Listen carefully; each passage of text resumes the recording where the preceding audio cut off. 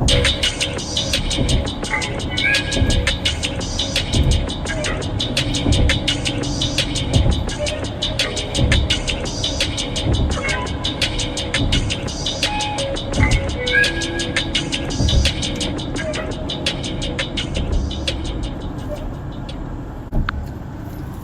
what's up, y'all? It's Eddie Johnson here. We back with Michel'le. Michel'le, what's up? What's going on, Yo, the podcast? we laughing because I don't know if y'all can tell. She eating right now. Listen, family matters. Right. We got the whole family in the studio, in the mobile studio today. Say what's up, everyone. One easy. Hi. And the baby's sleeping, so. Right. But this is going to be a good one, so without further ado, let's go. Yep. All right. So, how are we going to start it? You want to start off first, or you want me to? Yeah, you can start it. Okay.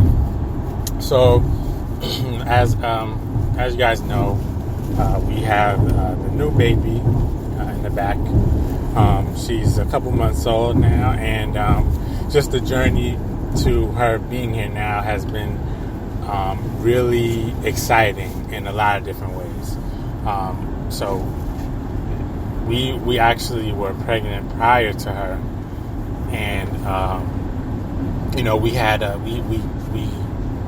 a doctor that I wasn't allowed to be in the appointments because of COVID, all that stuff. And to me, to both of us, because who wants to, what woman wants to have to sit through appointments alone when she doesn't have to? And what man wants to not be a part of it when he wants to be a part of it? So during the appointments, I had to sit in the car and wait for however long it was, an hour, or however long it would be, just, anticipating what the news would be when she would come back. And so that right there was unsettling for both of us, and we didn't really appreciate it too much. But we're like, okay, this is the doctor that we have, and we know God is good, so we're just gonna have to go with it. It'll be okay. Once the baby's here, all that'll be gone, whatever. So one of the appointments, I don't remember which one it was, but it was early on. Early on, one of the appointments, she goes in, and I think if I remember correctly, she sent me a text saying, the doctor says that she can't find the heartbeat. And I'm like, what? So, we kind of was all over the place with that one. But we're like, nah, we trust the Lord. We just have to, get a second opinion, because she didn't make, I guess, didn't have that homey feeling. I don't know if that's the right term, but she didn't make us feel like really warm and comfortable in there. It was just like we were another number, just another pregnant woman coming in. It's business, at the end of the day. And, it didn't feel like, I don't know, it just didn't feel very personable with this doctor. And so after getting that news that we couldn't find the heartbeat, Michelle's aunt is a ultrasound tech, right? And so we're like, let's reach out to her and see if we can, get like, this is someone that knows us and that will take care of us. So we're like, let's go to her and have everything done. So we set up a day to go meet up with her, and thank God for her. She allowed us to come in before business hours and check us out, so we're in there alone. And again, she checks her, and she's in there, I don't mean to say it like that, but she's checking for a few minutes, and she's like, I don't see anything. You're measuring, what was it, about maybe 6 weeks, and by that time we should have... We kept hearing that, like, you're measuring between 5 and 6 weeks. Mm-hmm. So we kind of knew that something was wrong, because at this point we were like, well, we supposed to be like 8 weeks now, so something is not right. So we went to my aunt's job, and she the same thing. She didn't detect anything because, of course, as we just didn't want to believe it. We didn't want to believe that there was no heartbeat. We just wanted we actually was coming up with a whole bunch of things. Well, I'm like, well, maybe her equipment at the first doctor, maybe it was old. Yeah. We were just coming up with many excuses as to, just not believing that there was no heartbeat at this point. So she just was like, if I was you, I would go to the hospital. Like, she was like, go to the hospital like today, like right now. And I believe my sister Tracy also told me the same thing. She was like, go to the hospital. So I went to the hospital. I let them know that I wasn't at this point, like, I wasn't having any cramping, no bleeding, no spotting, no nothing.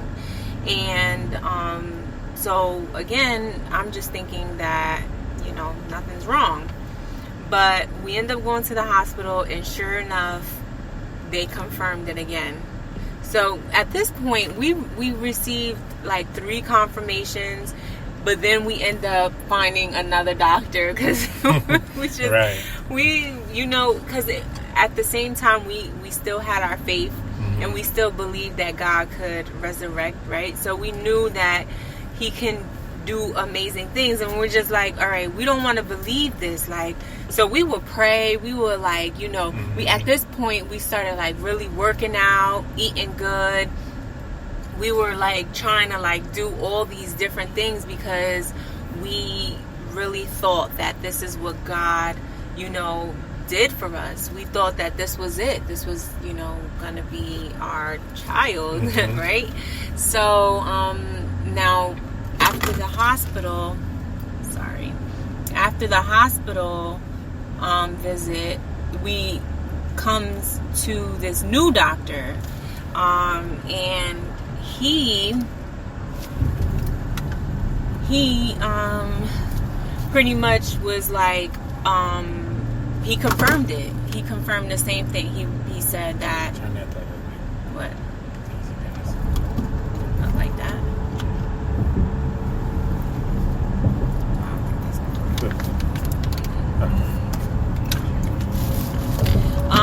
So he confirmed it that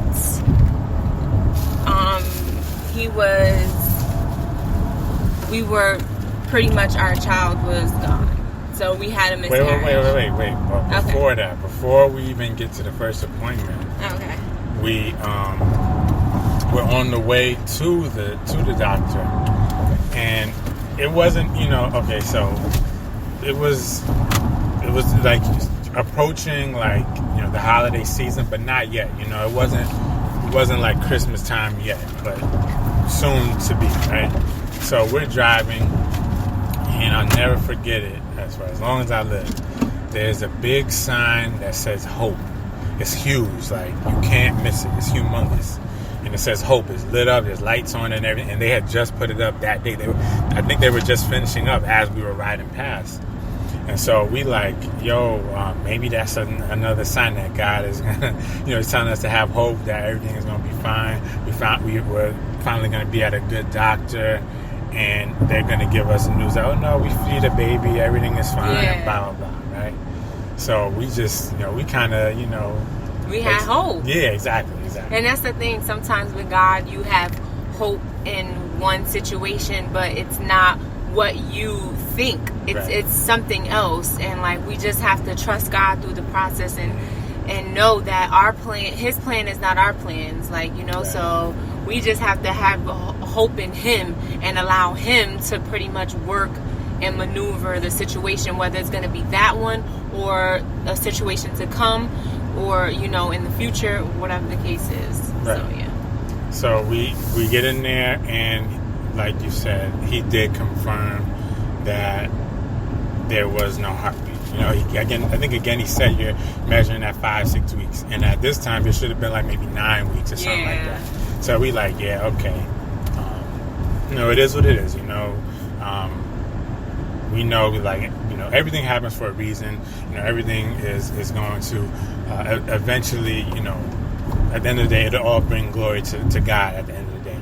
Even though we can't understand it, we're obviously disappointed, upset, discouraged, all those things. But we know that, we have to refer back to the word. You go back to Scripture, and just knowing what God says. The one story that comes to my mind, even though it's a little different, but with Abraham and Isaac, when God told them to sacrifice his child, his only son, even though God promised him that he would be a father of many nations, and that Isaac was the child that would allow for that promise to fulfill. And so Abraham's like, okay, well, he must gonna raise him from the dead because I believe this promise. So that was our frame of thinking, to have that type of faith. Like God said this, we know that God has given us this. God wouldn't give us this gift and take it away for no reason. Yeah, and then we just we were like, listen, if this is the God that turned water into wine, he's the God that split the Red Sea, he's the God that moved mountains, and we just were like, if he can do this, he resurrected Jesus Christ. He can do all things. Right. I'm telling you, you could not tell us that this child was gone. You couldn't tell us, especially because of our faith and how grounded we are in our faith.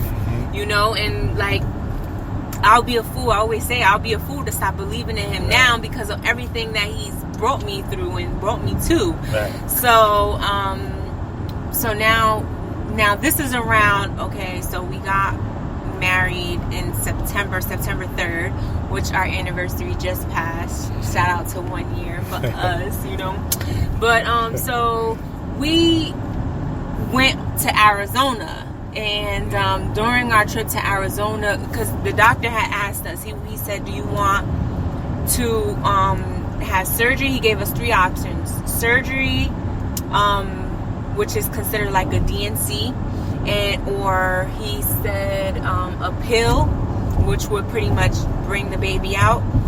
This, when he started explaining this to us, that's when I knew this is real.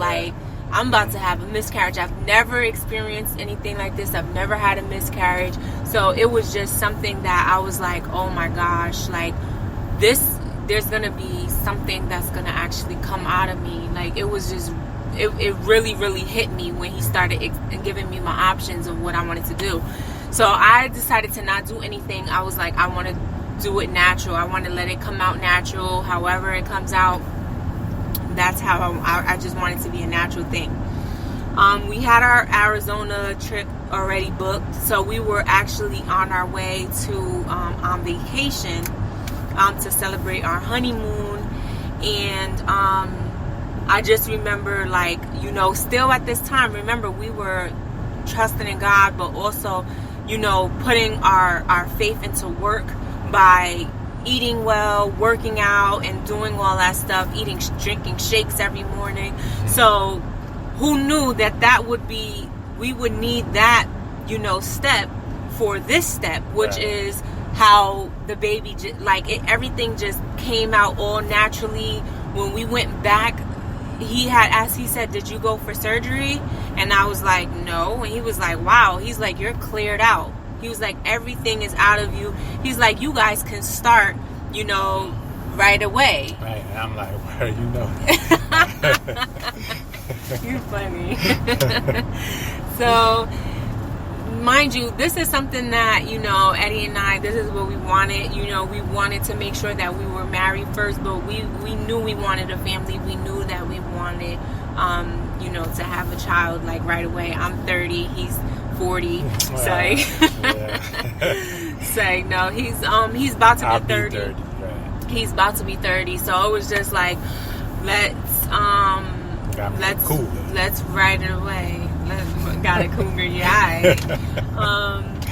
So we end up, in Arizona, everything coming out, whatever, everything was cleared out. It was almost like a fresh start, going away like that. Yeah. To, another coast, just a whole different Only God can orchestrate something like that, because that even brought us closer together. To know that we've experienced this together, it truly brought us closer together and closer to God, because we was just like, Lord, like, we trust you regardless. And that's the thing about being content, when you're like, you know, whether you're up or down, whether you have or you have not, your faith is grounded and you rooted. You know, you have that foundation that can't be shaken or moved by your circumstances. And that's what, you know, we realized during this time, is like, listen, we lost this, but we really gained this. You know, we gained our closeness, our commitment towards one another, our relation, everything. It was just a much stronger bond between us by experiencing this. And Eddie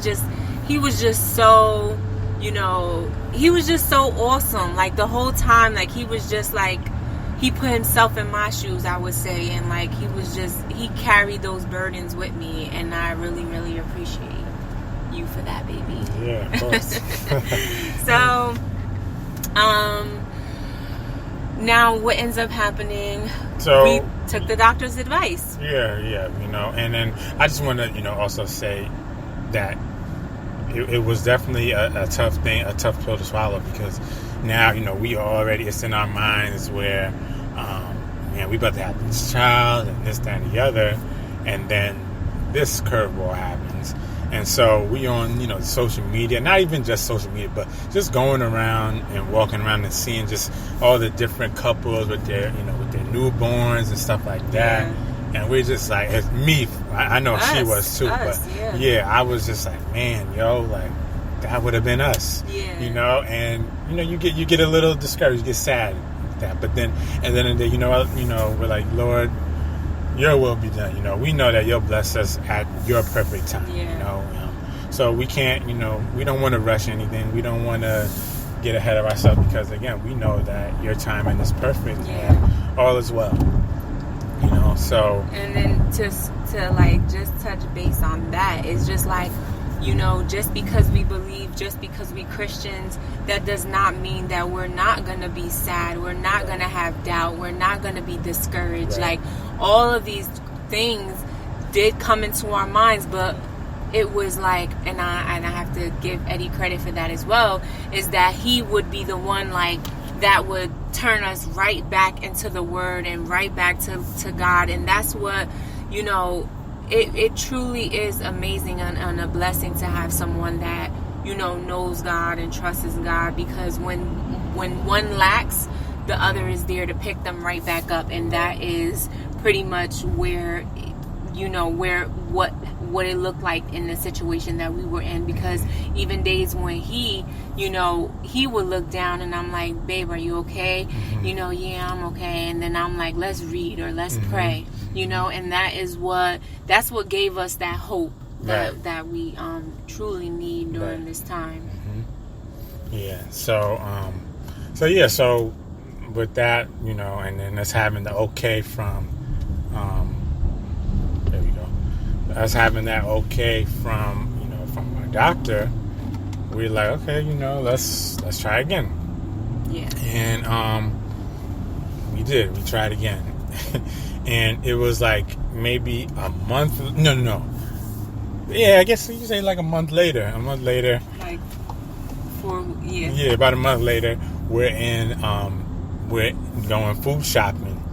And you know, they say you're not supposed to go food shopping on an empty stomach, because then you're just gonna get crazy and get everything, right?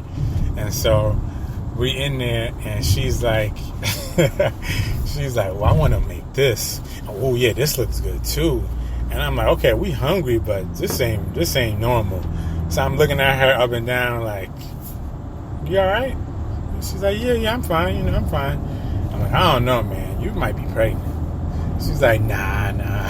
So, right. I'm like, no way. Like, this is way too soon. Right. You know, I'm like, you know, they said that after you stop, you know, bleeding, they said that you are supposed to get your period first, and then you can get pregnant. But like, that's not even what happened in my case. It was just like right away. It was so freaking fast. So go ahead. I'm sorry. Yeah, no. So that happens, and then I think we must have just been like, you know, let's go get some tests and just, you know, be sure, right? So this particular I think she took a test and it came back negative. So we're like, okay, whatever. That means that the HCG levels that was from my first pregnancy, that it had came down, that right. they were out. Right. Because that's what the HCG levels pretty much measures whether you're pregnant or not. And if they're high, that means you're pregnant. And if they keep going up, that's why they take your blood work when you go into those, because it makes sure that it's going up. And if it drops or goes down, then there's a problem. Right. And that's another thing that was going on with me too with the first pregnancy. Right. So whatever. That was. So we went and got our blood work, right? After you said that, we took a test, but they said if you take the test and it comes back positive, and that's what the doctor told us. The doctor was like, oh, I'm like, well, my test came back positive. This was after it came back negative. And then she was like, oh, yeah, right. No, you're right. You're exactly she said, right, oh, it could be the HCG. She was like, oh, you need to come in right away, because I guess they didn't realize that the miscarriage had taken place. So we're like, well, okay, well, we're gonna come in and but I think you told her, no, I did have a miscarriage. Yeah, I had him because she was like, oh, your HCG levels has dropped, you need to come in. And I'm like, no, we had a miscarriage. And she's like, oh, okay. And then I was like,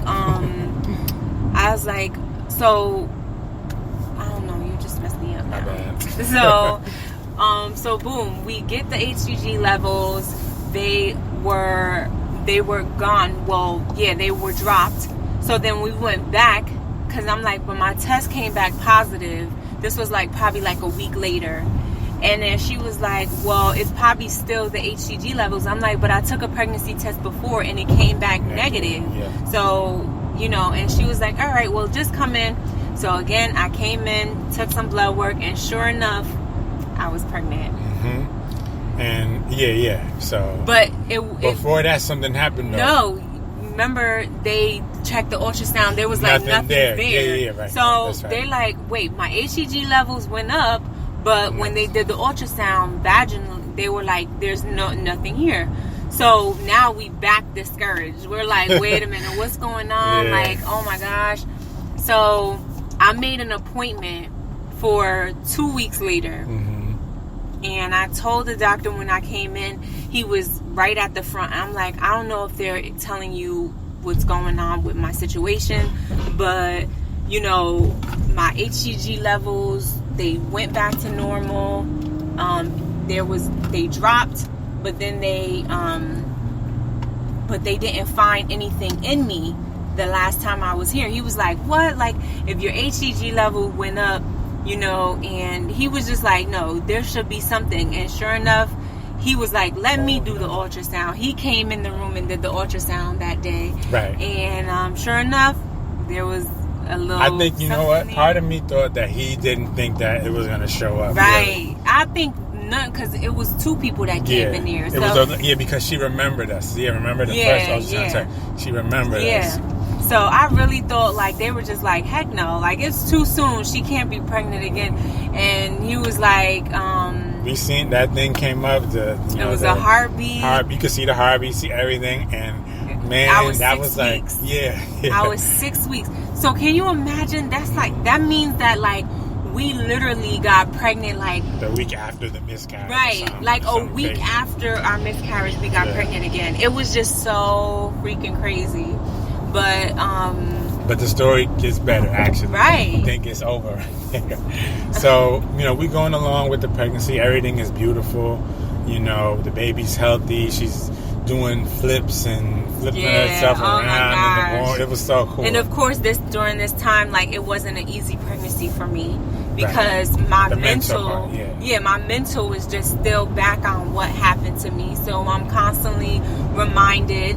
But Eddie, of course, is letting me know, no, this is it. God is gonna, bring us through this. Because I remember that I had a dream that she was pregnant. I had 3 dreams. When things happen consecutively like that, because it might have been it happened twice in a row, 2 nights in a row.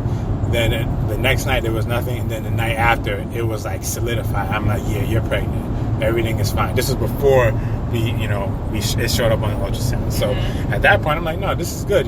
This is what God has given us. This serves as another testimony, that we'll be able to share someday. Right.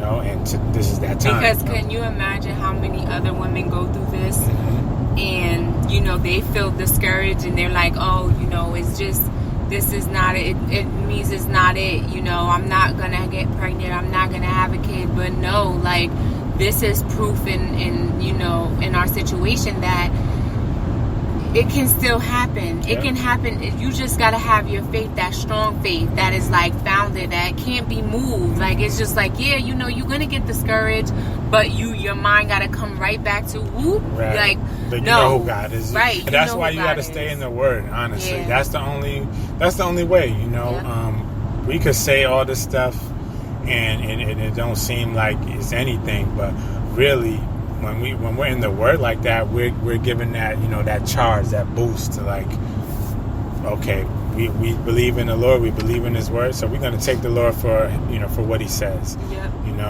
And as we continue, as we as the pregnancy goes on, again, everything is great. We're moving along. Then we finally told our families. Yeah. And I remember my dad was like, I had a dream that somebody was pregnant. I didn't know who.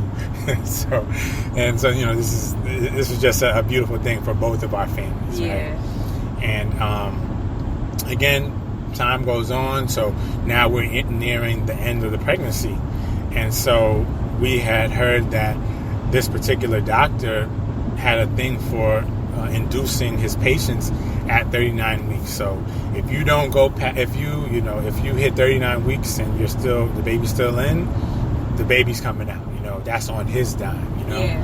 And so you say something. Oh, and so that was his procedure. Yeah. And to me, like, during this whole time, I was like working out. I'm eating good. I want to have an all natural birth, meaning like no epidural, no like anything. I had my ball ready. I wanted to have like a natural birth. That's what I was preparing for. I was stuck on YouTube reading different things, articles and stuff like that, and that's what I had planned.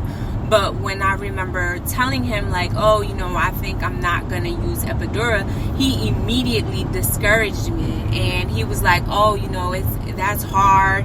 And one of the things that I read was, like, your doctor has to be on board with you. If you decide that you do want to not do epidural, your doctor has to, be on board. And I just remember immediately when I said that, I was like, oh, he's not on my side because this is what I want, but he is obviously telling me that I can't do it because it's painful. But this is our body. God created women to, give birth. Back in the biblical time, they didn't have epidural. They didn't have all these different man-made machines, or medicines. So I'm like, I want to do what God created me to do. So what ended up happening is sure enough, at 39 weeks, we went for our appointment, and he's like, he checked me. He said, yep, you're good. He was like, you're good to go. Your cervix is soft. You can meet me at the hospital. And I'm like, what you mean meet you at the hospital? Like, yeah. I'm like, I'm not in labor. Like, I told him just like that, I'm not in labor. And he was like, you are in labor. He was like, with your second child, you don't go into labor how other people normally go into labor. But that's not true because, again, like I said, I've read and, researched this stuff. So he's like, your water won't break or whatever, then blah, blah, blah. So we talked it over and so at that point, I'm like, if the baby's fine, like, why can I just wait it out? Can I wait to 40 weeks? Like, and then, have the baby? And he was like, that my placenta. Yeah, placenta looked old. It looked old. Yeah. And that decreases oxygen to the baby's brain. He talked about fecal matter being inside inside the womb, and if the baby gets to that, then that could do damage to the brain as well. Yeah, all this we're crazy gonna need stuff. resuscitation when the baby comes. He said so much that I was just so freaked out and scared by the whole thing that I was like, okay, like, if that's the case, listen, I want by any means necessary to have this healthy baby, and that we have seen has been healthy through all ultrasounds. Everything was good. So let's go and have this baby. So they were going to induce me. So we go home. Yeah, we leave. As soon as we get into the parking lot, you're like, oh, let's call Karina. So Karina is my cousin. Shout out to Dr. Karina Oxford Horry. So I'm like, yeah, let's do that. So I text her and I'm like, hey, do you have a couple minutes to talk? And she calls me right away. And she's like, hey, what's going on? So, by the way, she is the director of the New York Pest. Yeah, labor and labor and delivery or whatever the thing's called at New York Presbyterian at Cornell. Yeah. So she's head honcho over there. She runs the show over there. And we see why. Right. We know why. Yeah. And so she's like, we explained to her what the doctor said, how we said the placenta looks old, and and all she these was like, things. not to go against what your doctor is saying, but you can't tell the age of the placenta through an ultrasound. And then she was like, studies even showed that it doesn't have no connection with the oxygen and with the health of the baby. Overall. So, she just gave us some pointers. She was like, I don't really like how he's trying to force you, enforce fear on you to get this, to have this baby right away. I didn't know it was 114. So I didn't. So she was like, I don't know, but if you're gonna go and do this, do it because it's what you want to do. Don't think anything is gonna happen to your baby. Yeah. Nothing's gonna be wrong. Don't let someone force you into doing it. Yeah. Right. But at the same time, this is our doctor. He knew our pregnancy the whole time. Right. We still decided to go with what he said, which is because at the same time, you gotta imagine we 39 weeks. We ready to meet her. Right. We are excited to have the baby. So we're like, you know what? Let's just do what he said. Let's go. We trust God either way. Yeah. Like, let's just go and have this baby. Right. So we go home, pack our stuff. This is the day that it was a huge storm. A crazy storm. Yeah. Yeah. This storm knocked out mad power. Yeah. This was the storm in July. Mm-hmm. So it was really, really bad. And so what ended up happening is we're driving. The freaking wind is blowing the car. You couldn't see anything. No visibility. It was like the rain was coming down. Right. Like, we should have known right then and there. That was one of the signs like God saying, okay, hold on. Right. Just turn around. Right. So we end up stopping to get food, and after that we went to go pick up son from camp. And so we just in there, and it's kind of slowed down. So we're like, all right, cool. We'll be able to get to the hospital. It'll be all right. So we go pick him up, we drop him off so we can go to the hospital. So as soon as we get there, I noticed right away, it's kind of dark in here. And hot. It's kind of hot in here too. So I'm like, well, you know what? She's the one that's going in labor, I can't say nothing, I have no right to complain. If she's okay, then I'm going to have to thug it out and, go right along with it, right? So we go to check in, and they are like, oh yeah, they, give us the badges or the wristbands or whatever. And she's like, oh yeah, only one, she's like, no family can go up there. So we're like, obviously, this is COVID, all that, whatever. And then she's like, no, your husband can't even go up there either. And so Michelle's like, wait, he can't go up there. They're like, no, I'm sorry. This procedure, because we're in a crisis. All this nonsense that they were talking. And she's like, and this is why I love my wife. This is another reason why I love her.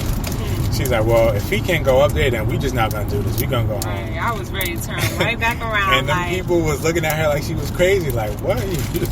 Right. So I'm like, yeah. Mind you, I had my band on and everything. Yeah. Like, I was like, nope. Mm-hmm. So then what ended up happening is he had, she don't want it? Yeah. So what ended up happening is, you go to the bathroom on the way out. And I'm just waiting, with all the stuff, all the bags or whatever.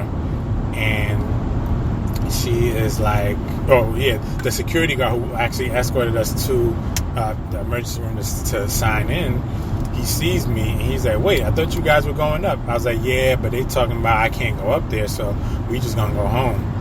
He's like, wait, hold on, that doesn't seem right. So then she comes out the bathroom and she's, she says the same thing to him.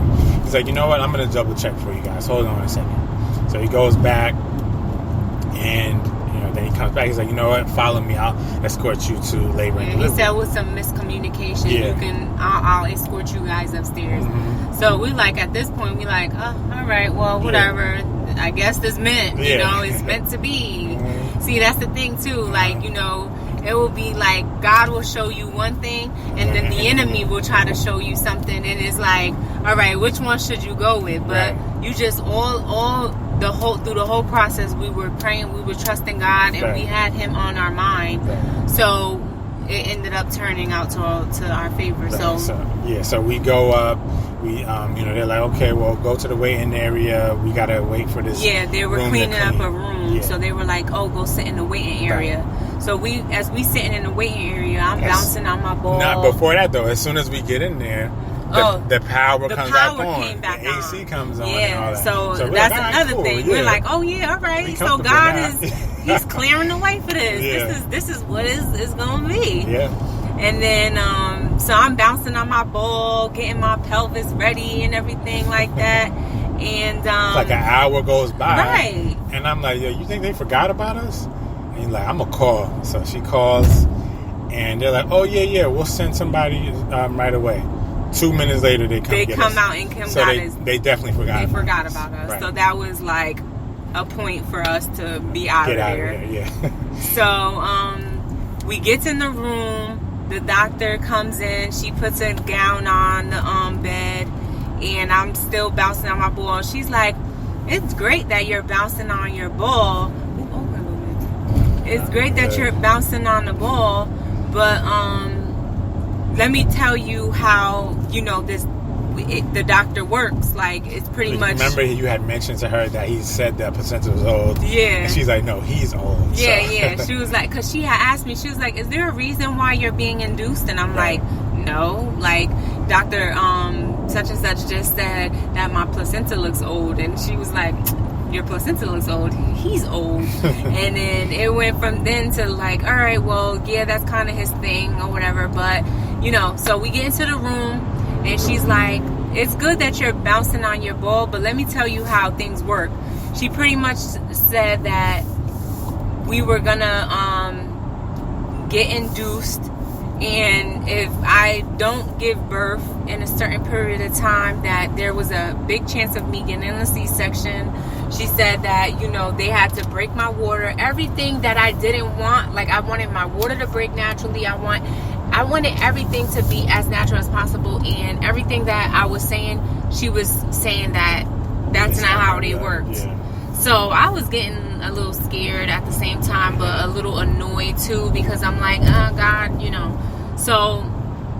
But the woman, she really gave us a lot of, great advice. She was basically an advocate for going natural.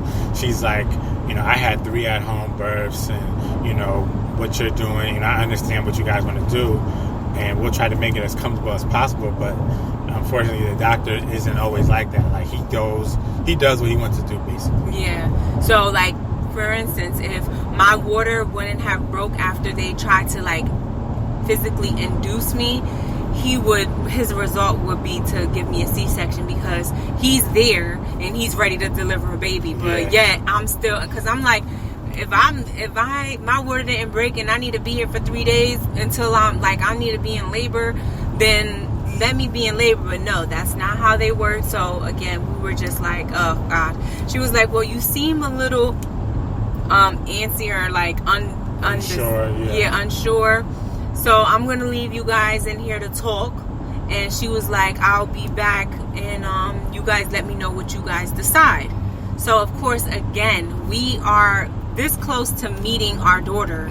So we're just like, yo, we just want to get this junk over with and have this baby. We just want to have her. Let's just, go ahead and do it. So, you know, she leaves us in the room and we start talking, and I'm like, so what you want to do, babe? And he's like, whatever you want to do. Yeah, because I'm just like, I want him, as long as you're comfortable, it ain't about me. It's about you and the baby at this point. So whatever you feel comfortable with, that's what we're going to do. And I felt like, well, if... She wanted me to make this decision. Yeah, I wanted him to make the decision. I'm like, babe, just tell me. Just say yes or no. Right. Like, so then we just he would not say yes or no. Right, because I'm like, to me, that's a big, that's a really big decision because, God forbid if something was to go wrong because of what I said, I wouldn't be able to live with myself, So we hug each other, we embrace, and we're just staring at each other. Mm-hmm. And then next thing you know, the lights go out. All the power shuts off. It went black. Yeah, totally black. It went black. Mm-hmm. And then it comes right back on. And we're like, what, we out of here. Let's out. Go.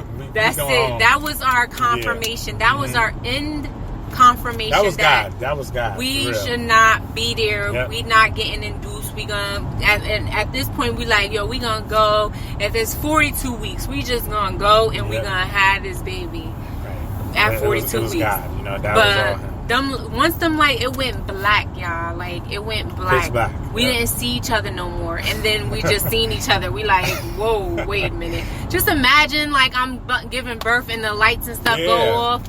Like no, So we end up packing up our stuff and leaving. As we walking out, the nurse come and she's like, hey, where are you guys going? Yeah. We leaving. Yeah, we just gonna go home. Yeah, we don't want to do this today.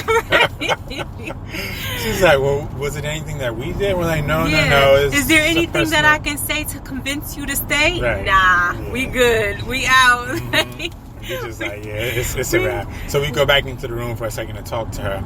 And we tell her, why we didn't really tell her why. We just say, we just don't feel comfortable doing this. This wasn't in our plan, so we're not going to do this. And she's like, you know what? I'm really proud of you guys. Yeah. And, again, the things that she said, she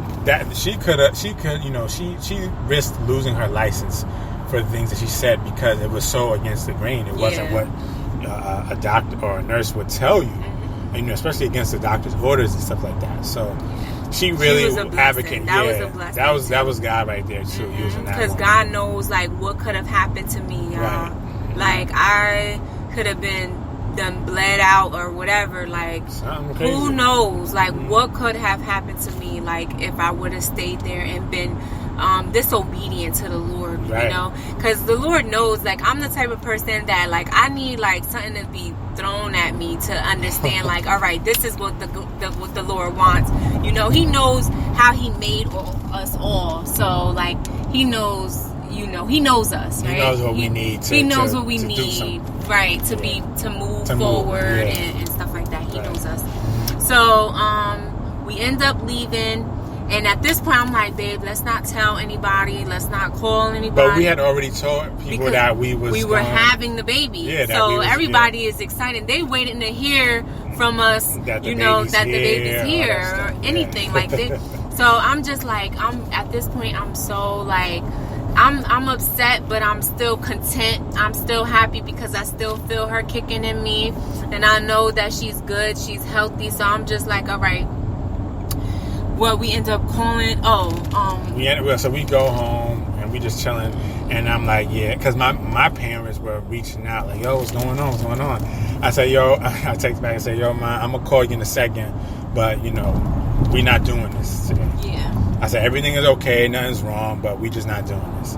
So I call and I'm like, they're like, oh, what happened? So we tell them everything that just happened. The lights went off, the power was out, it was hot, all this stuff. They're like, if you don't feel comfortable, if you're not comfortable with doing it, don't do it. And I remember my aunt saying, there was just something, I just felt something in my spirit, where the Lord was just having me pray for you guys. I didn't know what it was, but here it is. It wasn't right for you guys to do this. So whatever. So the next day, because we let our family know it's not happening today. So my cousin Karina, she ends up calling, and she's, asks us how everything is going, what's going on with us. So we tell her everything that happened, and she's like, yeah, nah, that definitely don't do that. So she's like, you know what? Let me check my schedule. So she goes and checks. She's like, yeah, I have an opening for tomorrow morning at 5 a.m. If you guys want to do that, I can bring you in and we can take care of you. And I'm looking at her. She's looking at me. I'm like, you good? And she's like, yeah, let's do it. I'm like, all right, cool. And she said it, and I knew she was comfortable. And that's the thing too. I know we read up, like, when you're giving birth, you have to be the most comfortable, because then your cervix won't open up if you're not comfortable, because it's that fight or flight, thing in you, where you have to be in a comfortable place, a comfortable mindset in order to really give birth, right? So at this point, she's comfortable with going. This is family. We know that and let's just be clear that it was also to be induced, because I still wasn't in labor. And so because the doctor had already told us all of these things, in my mind is like, all right, he said all of these things, let's just get her out. Let's just get it done with and have her out. So that's what we end up doing. We was like 5 a.m.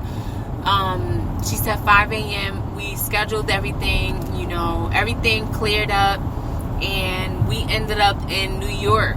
At 5 a.m. almost 4. Well, we left like 4 something. 4:30 something. And we were in New York at 5 a.m.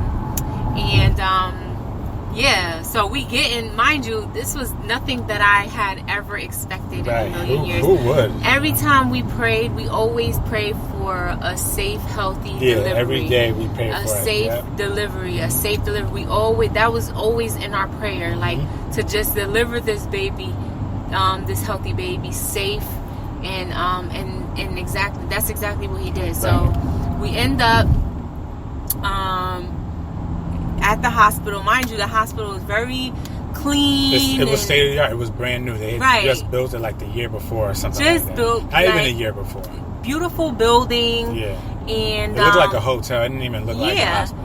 And then we get upstairs. They walk us into this back room. Yeah, taking us through everybody. Like, it's like a freaking, hotel suite. Yeah, it's on the door. It says presidential suite. Right. Like, it's a huge, nice room, window from wall to wall. Right. It's a corner suite, so we could see the skyline. It wasn't even a Manhattan skyline. We were looking in Queens and all over there. But it was still beautiful, especially at nighttime. Like, it was just beautiful. Yeah. Like, it was just beautiful. And like the hospital that we was at, like, he would have been sleeping on a little old cot. Yeah, he had like a sectional that pulled out and all right. That. It was this little sectional. The bed that I had dropped down, like I could have been like with my knees up. It was just, everything was just amazing. And then not to mention all the natural things they were giving me to give birth, like to go into labor naturally. Like they gave me some pumps, right? The balloon. That's what it was. Oh no, I'm talking about like the breast pumps. Oh yeah. To help me naturally. Like they were trying to make me go into labor. They were naturally, trying to accommodate everything that we wanted. Versus them going at me and like sticking me, but the suction, that didn't work, because I started getting contractions, and dealing with contractions and holding the suction against my breast was not working. So we end up just like, you know what, give me the, what is it, Pitocin? Something? Pitocin. There you go. So I'm like, yeah, just give me the Pitocin. So they gave me the Pitocin, and like 45 minutes later, my water broke. Right. It was like everything just happened so quick. Your water broke because they gave you the balloon first. Oh yeah. It was like 10 minutes later your water breaks. Right. And so I'm like, damn, that was fast. Right. I'm like, my water broke. It broke so freaking fast. Mm-hmm. The next thing you know, They come and check me. Mind you, at this point, I still don't have no epidural. I got to 6 centimeters without epidural, and anybody that knows pregnancies know that 6 centimeters is an accomplishment to get go without an epidural. But I couldn't handle that. Like, when I tell y'all that junk hurt, I thought I forgot how it felt, but I remember now. So all that tough stuff went out the door because it just hurt so bad. And so next thing you know, I was 6 centimeters, and she was like, because I'm like, I can't give me the epidural. She was like, normally around this time is because you're really, really close. And when she checked me, she's like, you're really, really close. I'm like, I don't care how close I am, because all I could think about, if it feels like this, the moment she comes out and rip me open, because that's what I thought, that it's gonna hurt even more. But I did not get ripped. I did not tear. Like, everything was just perfect. I got like a little scratch. That's what she called it, like a little scratch. But everything just went so perfect. She's a trooper. You know, she handled it like a champion, for real. Yeah. And, it was good. Yeah. It was real good. And it only took her like about 10, 15 minutes. 5 pushes. Yeah. 10 minutes, 5 pushes, and she was out. And she was out. Boom. We got our little precious little baby. Looking just like her dad. She is just so precious, y'all. Like, I'm just so excited that after 13 years I was able to, just become a mom again, to a little infant newborn baby. And shout out to Warren Easy for being a great big brother. Yeah, he is a great big brother. I'm just so happy and content. God is so good. So beyond, everything that, the miscarriage, at the end of the tunnel, there was a beautiful angel just waiting for us, a beautiful rainbow. And she's just amazing, guys. Yeah. Some of you have seen her. Yeah, y'all probably seen her already. But, yeah, she's just but we're just so, we're blessed that we have her. We just have a beautiful family, and it's only God can do something like that. Yeah, this is what I prayed for, man. Yeah. Like, if you guys go back to my previous videos, y'all know that, being a wife and being a mom again, and, even my business, like where my business stands right now, like everything that, I am living right now has been things that I truly prayed for, but not only just prayed for with my words in my mouth, but I showed God that, I believed him for it. Like, I believe in him. I believe that he is the God that he says he is. He's the God of Abraham, Isaac, Jacob. So, it was just something that we truly believed God for, and I'm just excited to see what he's gonna continue to do in the future, and yeah, babe, what you gotta say? Yeah. No, I agree. I've been through some things, previously, but prior to being married, prior to even meeting Michel'le, and just knowing who God is, God gave me specific instructions to follow that, naturally speaking, would have seemed absolutely crazy. And I believe God for that. I trusted him. I knew that he told me to do this, and even though it sounded absolutely crazy, I'm like, what? I know that his ways and his thoughts are much higher than mine. So, and this is God. This is the God of the Bible. This is the God that made all things. And so, why not? Who am I to doubt him? Who am I to question what he tells me to do? So I just did that, and the result of that is having this family. Honestly, that's one of the many blessings that God has given me because of my obedience. And that's another thing that we want to stress. Giving this testimony is obedience. If we wasn't obedient to the Lord when he told us not to do it there, not to have the baby at the first hospital, who knows what would have happened, and that would have been our own doing, our own mistakes, because we decided to reason within ourselves instead of trusting him and trusting what he was trying to say to us and show us. So you always have to pray and ask God to have, eyes that see and ears that hear what he's saying and what he's showing. It's that in order to live a life of faith according to the word, you have to be obedient. You have to humble yourself. We don't know everything. In fact, it's safe to say we know nothing. We need to trust in what the Lord is telling us to do and be obedient, in order to be able to reap the benefits and the blessings that he has for us. And those aren't always the physical things. Those are, the spiritual things, the joy, the love, the peace, the patience, the kind, all those things, all the fruits of the Spirit. Those are the things, those are the blessings that God has for us. And when we are obedient, he'll give us the things that we desire, as long as it is according to his will. So, we're just so grateful to be able to share this with you guys. We really pray that this blesses you guys and that you're able to, if you don't know who the Lord is, that you want to get to know him, not for what he can give you, but just for who he is, simply because, you're able to listen to this. That means you're alive. You still have breath in your lungs. You still have purpose. God still has something that he can do through you if you would just allow yourself to be used. And, God has allowed for us to be used. He's given us this opportunity to speak to you and to just testify to who he is, And we're just grateful, and we're thankful that you guys have decided to listen this far along. We thank you guys, and we're just so blessed to be here and to share this blessing that is faith, and this blessing that is one as well. He was a huge part of the whole pregnancy as well, and keeping us on our toes and keeping us happy and laughing and all those things. So he cried. Yeah, he cried when we first told him what happened. He definitely was very sad. He asked, he had questions as to why this would happen to us. But I do remember,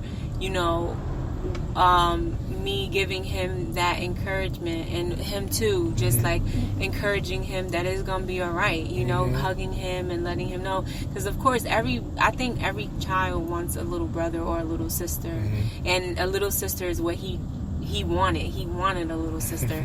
So I remember we bought a shirt from Amazon and we wrapped it up because it was Christmas. So it was one present that he wasn't able to open, and it was a shirt saying, "Finally, I'm a big brother." And we got that on video of him just opening that present. He would leave and come back and he'll just be like, "Mom, can I open the gift?" I'm like, "No, we wanted to be sure this time. We wanted to get the ultrasound. We wanted to reach 12 weeks before we let people know, but we definitely not let people know, but just let him know, because we wanted to protect him again, because he witnessed what had happened the first time." And so yeah, it was so cool just seeing him open that present and seeing that shirt of him being a big brother finally. So yeah, we just thank God for our little family, and we are just excited for what God is doing in this season and seasons to come. He's preparing us. He's helping us to mature and grow in our marriage. And we just made a year, and we got many years to go down the line.